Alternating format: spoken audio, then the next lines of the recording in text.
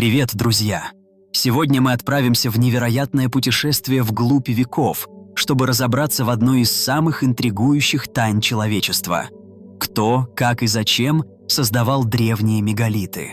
Мы поговорим о загадочных сооружениях, которые разбросаны по всему миру. От кургана Ньюгрейндж в Ирландии до статуй Моаи на острове Пасхи. От гигантских блоков горной Шории до таинственной стены Кайманава. А еще мы затронем Гёбекли-Тепе, древнейший храм мира, карту Пири Рейса и даже гипотезы о потерянных цивилизациях. Готовы? Тогда давайте начнем. Введение. Почему мегалиты так важны?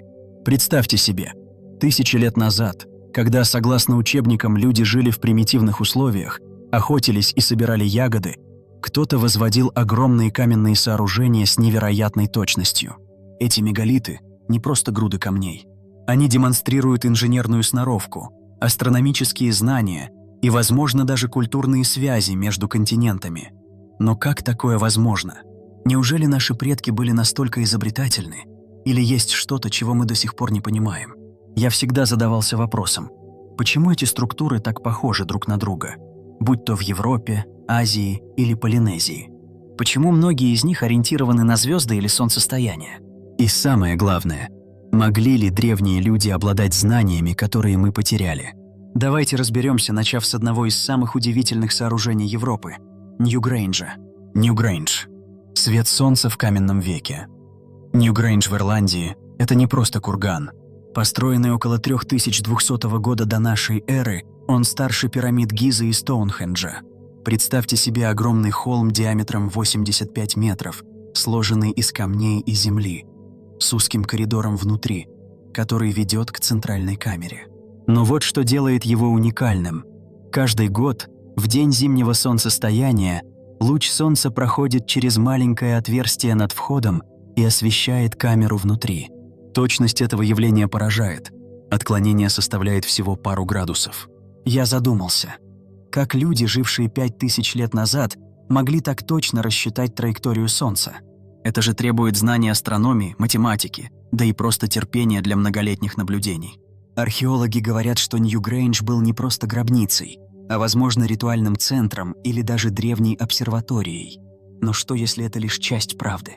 Что, если создатели Ньюгрейнджа знали гораздо больше, чем мы предполагаем? Кстати, интересно, что вокруг Ньюгрейнджа есть еще два кургана – Даут и Наут, и все они образуют комплекс, который, похоже, тоже был связан с астрономией. А камни, украшенные спиралями и геометрическими узорами, наводят на мысль о некоем символизме. Может, это был способ передачи знаний? Или даже послание для будущих поколений? Я не могу отделаться от мысли, что Ньюгрейндж – это как книга, которую мы пока не научились читать. Горная Шория. Мегалиты, которые ломают шаблоны. Теперь перенесемся в Сибирь, в Горную Шорию. Здесь, среди лесов и гор, спрятаны каменные блоки, которые вызывают жаркие споры. Некоторые из них весят до 4000 тонн. Это в 4 раза тяжелее самого большого блока в пирамидах Гизы. Представьте себе, камни размером с грузовик, сложенные в стены, которые тянутся на сотни метров. И вот вопрос, кто и как их туда затащил? Официальная наука склоняется к тому, что это природное образование, результат тектонических процессов. Но местные исследователи, такие как Георгий Сидоров, утверждают, что блоки слишком ровные, с прямыми углами и следами обработки. Один из аргументов – наличие в блоках отверстий, которые выглядят как следы инструментов. Я смотрел фотографии и видео, и знаете, некоторые камни действительно напоминают кладку, а не случайные обломки. Но вот что меня зацепило. Если это все-таки дело рук человека, то как? В Горной Шории нет следов крупных поселений того времени. Да и технологий для работы с такими глыбами у древних сибиряков, по нашим данным, не было. А если это не люди, тогда кто? Или, может, мы просто не знаем всей правды о технологиях прошлого? Я начал копать глубже и наткнулся на гипотезу, что Горная Шория могла быть частью какой-то глобальной сети мегалитов. Ведь похожие гигантские блоки есть и в других местах. Например, в Баальбеке в Ливане или в Саксайуамане в Перу. Может, это не совпадение? Может, древние культуры обменивались знаниями? Или, как любят говорить альтернативные историки, тут замешаны более продвинутые силы?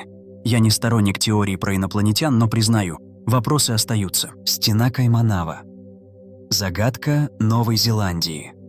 Двигаемся дальше. К стене Кайманава в Новой Зеландии. Это еще одна аномалия, которая не дает покоя исследователям. Представьте себе ряд огромных каменных блоков, сложенных с такой точностью, что они напоминают мегалитические кладки Южной Америки. Прямые углы, ровные швы. Все это выглядит так, будто кто-то специально вырезал и уложил камни. Но официально считается, что это тоже природное образование. Я изучил материалы по Кайманава, и вот что интересно.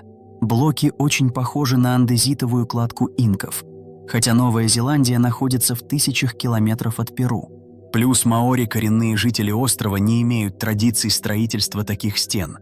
Тогда кто это сделал? Некоторые исследователи предполагают, что стена могла быть частью древнего поселения, возможно, созданного неизвестной культурой еще до прихода полинезийцев. Но есть и другая версия. Стена Кайманава – это следы мифической цивилизации, которая существовала в Тихом океане. Помните легенды о Лемурии и Лему? Конечно, наука их не подтверждает, но сходство мегалитов по всему миру заставляет задуматься. Я ловлю себя на мысли, а что если Тихий океан скрывает больше тайн, чем мы думаем? Ведь остров Пасхи с его Моаи тоже недалеко, и это еще одна загадка. Моаи – острова Пасхи. Каменные стражи океана. Говоря об острове Пасхи, нельзя не упомянуть статуи Моаи. Эти гигантские фигуры, вырезанные из вулканического туфа, один из символов загадок прошлого. Их более 900, и каждая весит от 10 до 80 тонн. Но главная тайна – не как их вырезали, а как их транспортировали. Остров Пасхи – это крошечный клочок суши посреди Тихого океана, без больших лесов и, казалось бы, без ресурсов для таких проектов. Археологи считают, что рапануйцы, жители острова, использовали бревна и веревки, чтобы перетаскивать статуи. Есть даже эксперименты, которые показывают, что это возможно. Статуи как бы шагали, если их раскачивать. Но я смотрел эти видео и думал, даже если это правда, сколько людей и времени нужно, чтобы установить 900 фигур? И зачем? Одна из гипотез – Моаи были частью ритуалов, связанных с культом предков. Их глаза, которые, кстати, изначально были из белого коралла, смотрели на деревни, как будто охраняя их. Но есть и астрономический след. Некоторые статуи ориентированы на звезды или солнцестояние, как и Нью-Грейндж. Это снова наводит на мысль о глобальной традиции. А теперь добавим интриги.